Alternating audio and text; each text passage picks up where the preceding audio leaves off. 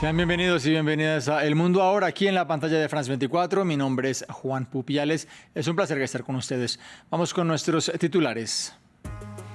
El Senado de Estados Unidos aprobó el megaproyecto presupuestal promovido por el presidente Donald Trump. El texto, que salió adelante con el voto del vicepresidente J.D. Vance, promete recortes en sectores clave como la salud, a la vez que un importante aumento en la deuda pública. En Turquía se cumplen 100 días del arresto del alcalde de Estambul. Al menos 10.000 personas marcharon este martes en frente de la alcaldía en apoyo al opositor Ekrem İmamoğlu, una prominente figura que se muestra como un eventual rival del presidente Erdogan. Tenemos informe de nuestro corresponsal. Europa, bajo el golpe de una ola de calor, Francia experimenta este martes el que se espera sea su peor día, con temperaturas de hasta 41 grados Celsius. España vivió su mes de junio más caluroso desde que se tiene registro, y en Italia hay 17 ciudades en alerta.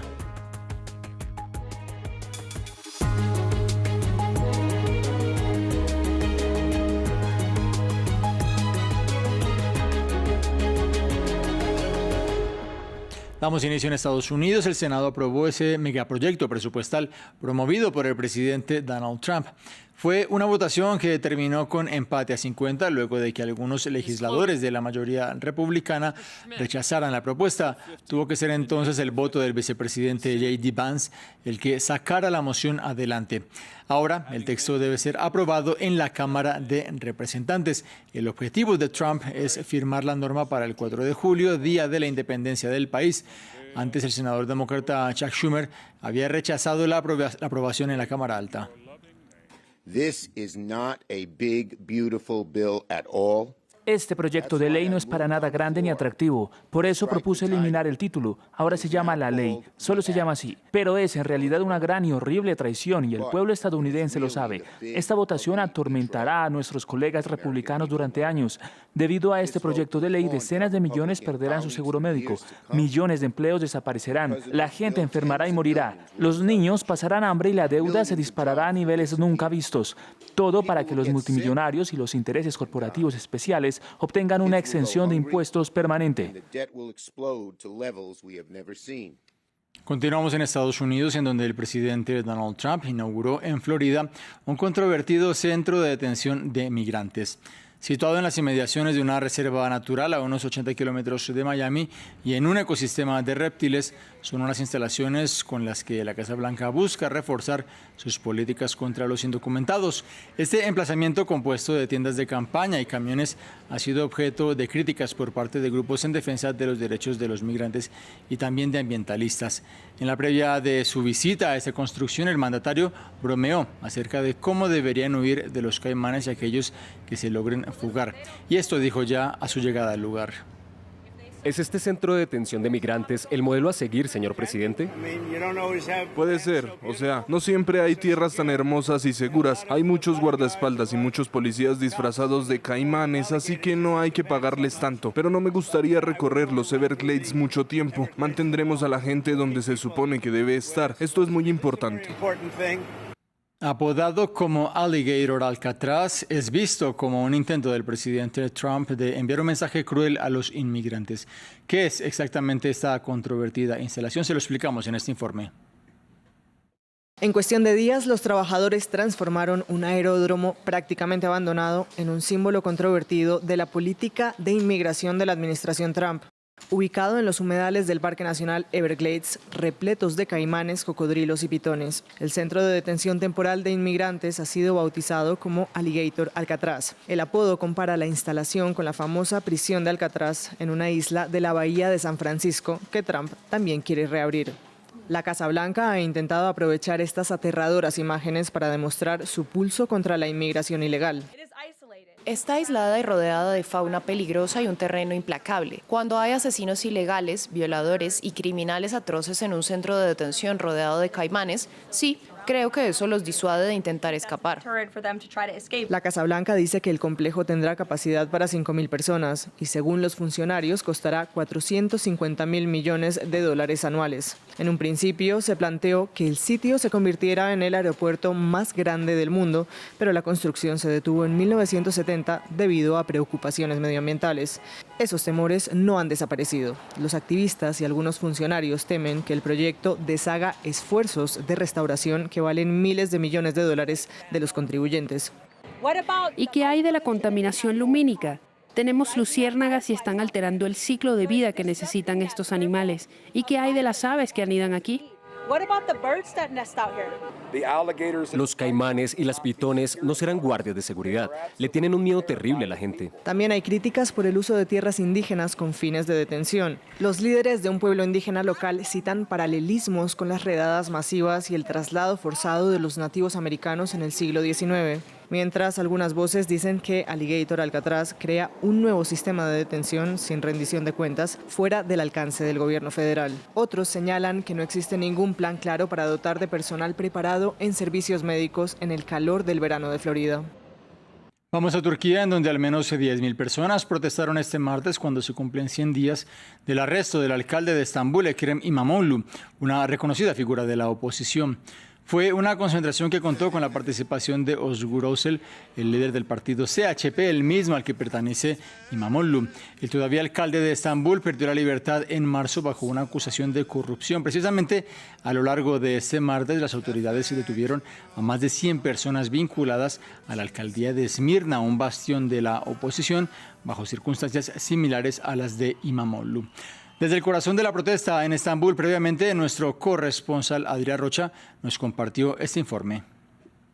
A pesar de que el movimiento de protesta en Turquía se haya reducido casi por completo, hoy la oposición turca y varias decenas de miles de personas han salido a la calle en Estambul para protestar por el 100 días de la detención del alcalde de Estambul, Ekrem İmamoğlu, cuya detención y arresto posterior fue lo que desencadenó el pasado 19 de marzo una ola de protestas masivas en toda Turquía que acabó con varios miles de detenidos. A pesar de que las protestas hayan parado en Turquía, la presión en contra tanto de los opositores y protestantes como también contra el principal partido de la oposición, el Partido Republicano del Pueblo, continúan, no solo con más casos judiciales en contra del aún detenido Ekrem İmamoğlu, al que la policía turca y la justicia turca acusa de tener vínculos con varios supuestos grupos terroristas de corrupción, sino que también hay muchísima más presión en contra del principal partido de la oposición, al que la justicia turca pretende descabezar y acabar con el liderazgo actual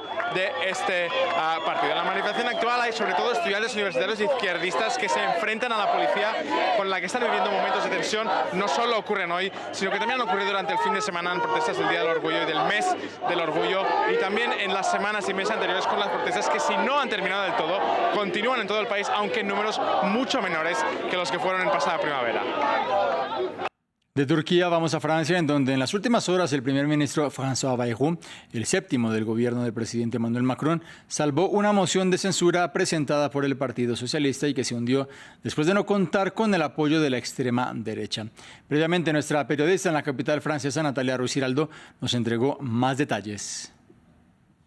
189 votos a favor de la moción de censura, faltaron 100 votos más para lograr esa mayoría absoluta y que esta fuera aprobada. Pero no es una sorpresa que esta moción de censura depositada por el Partido Socialista no haya prosperado. Se sabía que necesitaban, por ejemplo, las voces de la extrema derecha, pero ya Agrupación Nacional, el partido de Marine Le Pen, había anunciado que no estaría muy a favor de votar en pro de esta moción de censura. Una moción de censura depositada por la izquierda tras el fracaso de ese conclave sobre la reforma pensional. Eran una serie de reuniones entre los sindicatos de trabajadores y las organizaciones patronales para tratar de mejorar esa reforma pensional que fue votada en 2023. Sin embargo, esto no prosperó y al término de esto, François Bayrou se negó a la petición de la izquierda, que era de presentar ante la Asamblea Nacional un texto para debatir sobre la edad de jubilación, que quedó en 64 años. Así que fue una especie de casi de venganza o de respuesta de parte de los socialistas, que en realidad habían acordado con el primer ministro a comienzos de este año de no votar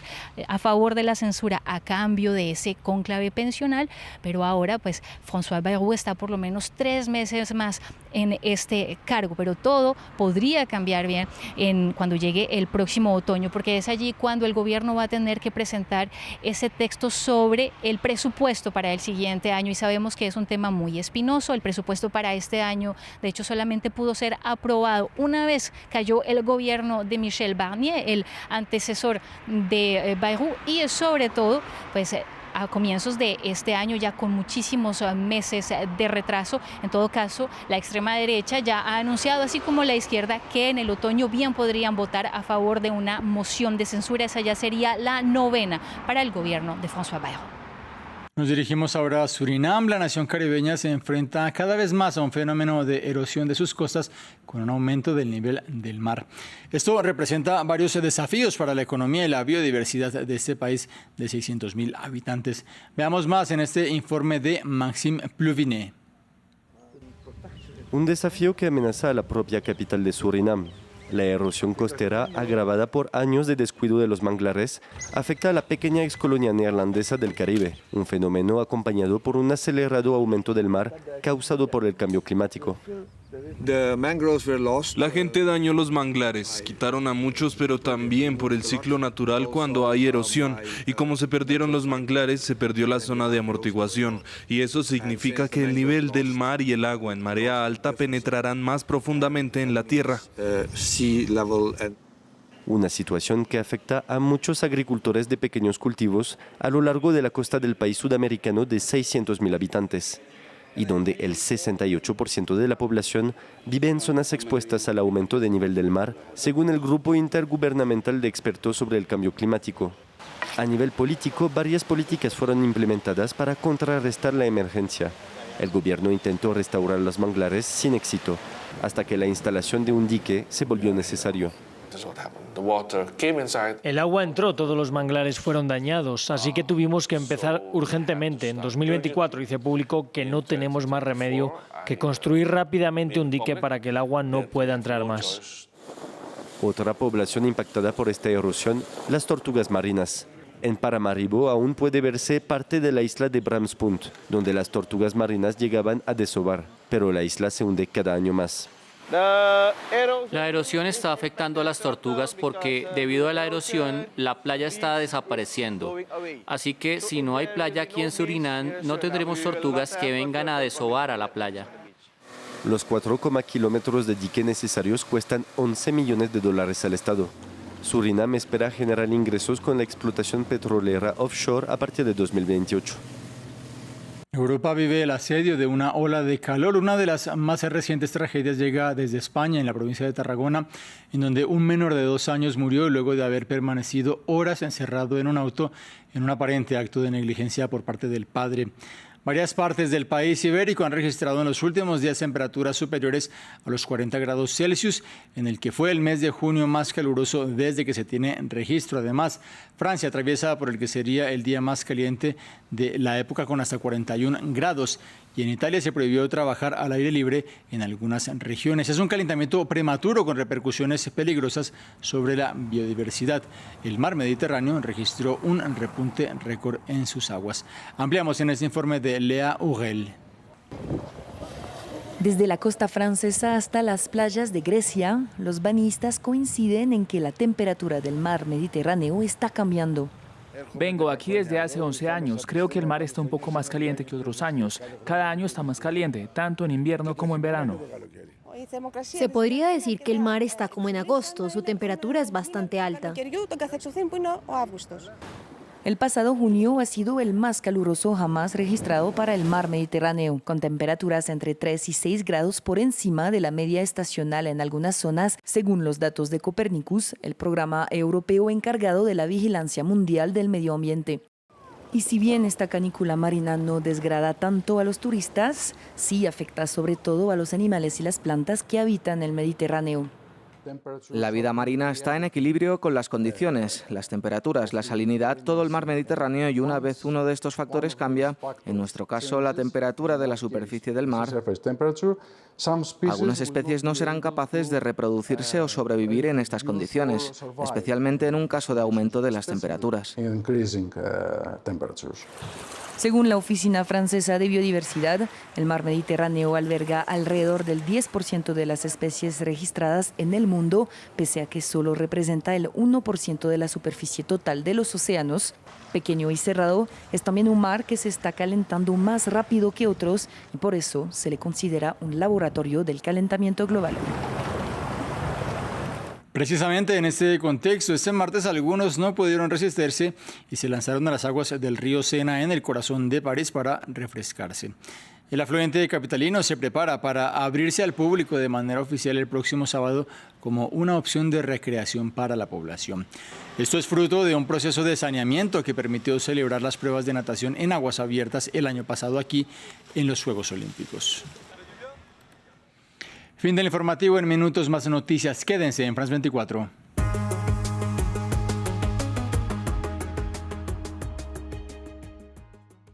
Un viaje político, social y cultural por el viejo continente.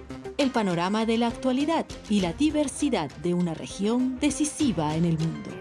Cada 15 días, asómese con nosotros a Europa. Acompáñenme en Ventana Europa en France 24 y France24.com.